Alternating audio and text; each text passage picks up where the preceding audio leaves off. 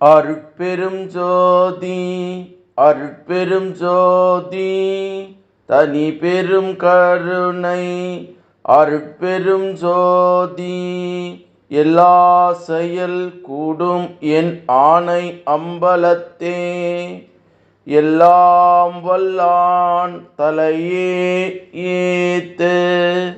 வாழ்க வையகம், வாழ்க வையகம், வாழ்க வளமுடன். குரு வாழ்க, குருவே துணை. அருட்பெரும் ஜோதி அகவல் உரை விளக்கம்.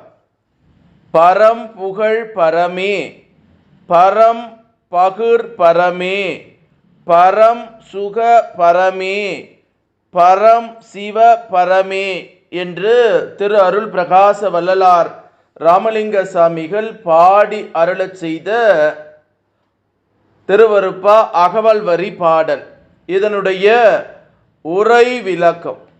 பண்பிலும் அறிவிலும் பக்தியிலும் உயர்ந்தோர் புகழுகின்ற மேன்மை பொருளே, அந்நெறி நின்று உயர்ந்தோர் பேசி கழிக்கின்ற மேலான பொருளே, பேரின்ப சுகமளிக்கும் பெரிய பொருளே, மேலான பொருளே, சிவமான மேன்மையாளனே என்று பேராசிரியர் பாலசுப்ரமணியம் ஐயா அவர்கள் தரக்கூடிய ஒரு அற்புதமான உரை விளக்கம்.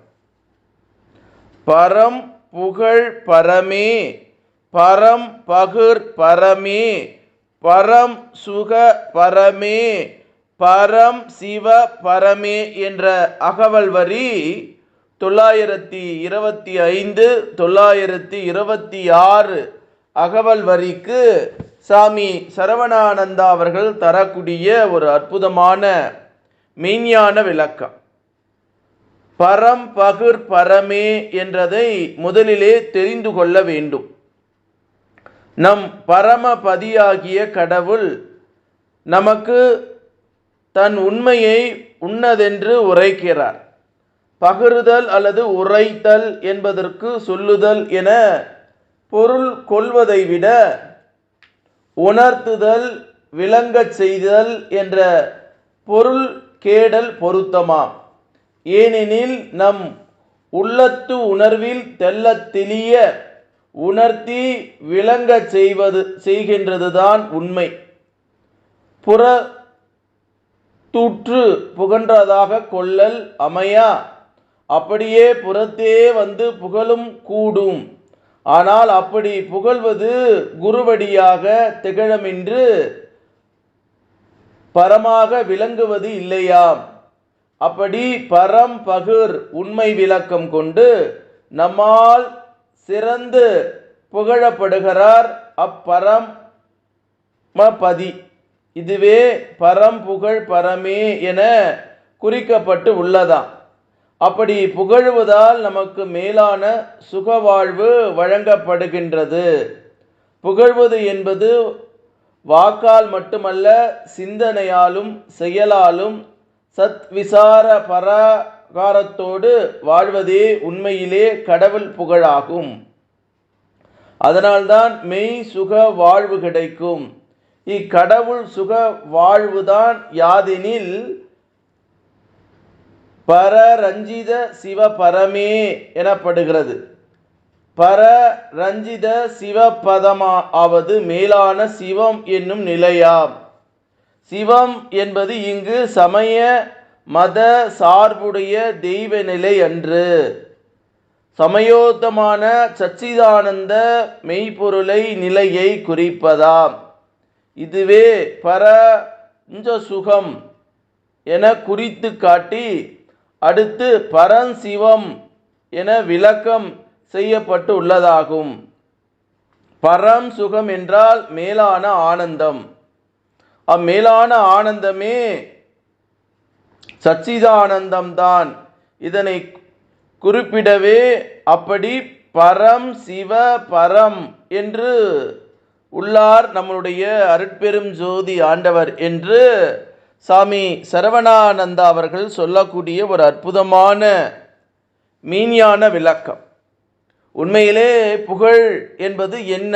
நிறைய பேர் நினச்சிக்கிறாங்க, கார் வச்சுக்குது, பெரிய சுகபோக இல்லத்தை கட்டி கொண்டு இருப்பது, பெண்கள் நிறைய நகை அணிந்து கொள்வது, விதவிதமான துணிகளை உடுத்துவது, அப்படி சென்று வீதியிலே சென்றால் அதுதான் புகழ், கவர்ச்சி அப்படின்னு நினைக்கிறாங்க. அது அல்ல.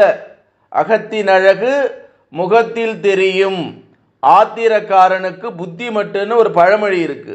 அப்போ நம்முடைய மனம் எந்த அளவுக்கு மென்மையாக தயவும் கருணையும் இரக்கமும் கொண்ட இதயமாக இருந்தால் அந்த எண்ணங்கள் அந்த செயல்கள் நம்மளுடைய முகத்தில் பிரதிபலிக்கும்.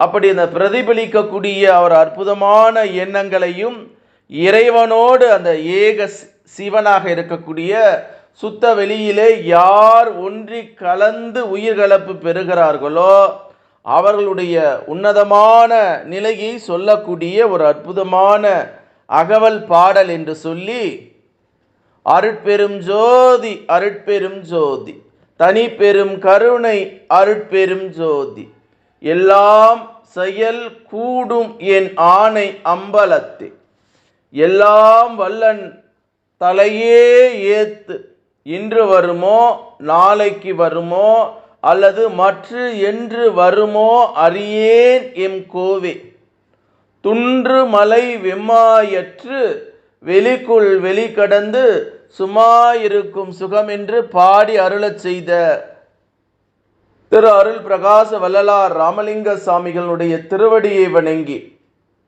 இந்த பூமியிலே வாழக்கூடிய சித்தர்கள், ஞானிகள், மகான்கள், ஜீவ முக்தர்கள், யோகிகளுடைய திருவடியை வணங்கி இறைநிலையோடு என் எண்ணத்தை கலக்க விட்டு உங்கள் அனைவரையும் மனதார நெஞ்சார வாழ்க வளமுடன், வாழ்க வளமுடன், வாழ்க வளமுடன் என்று வாழ்த்துகிறேன். நன்றி, வணக்கம். வாழ்க வளமுடன்.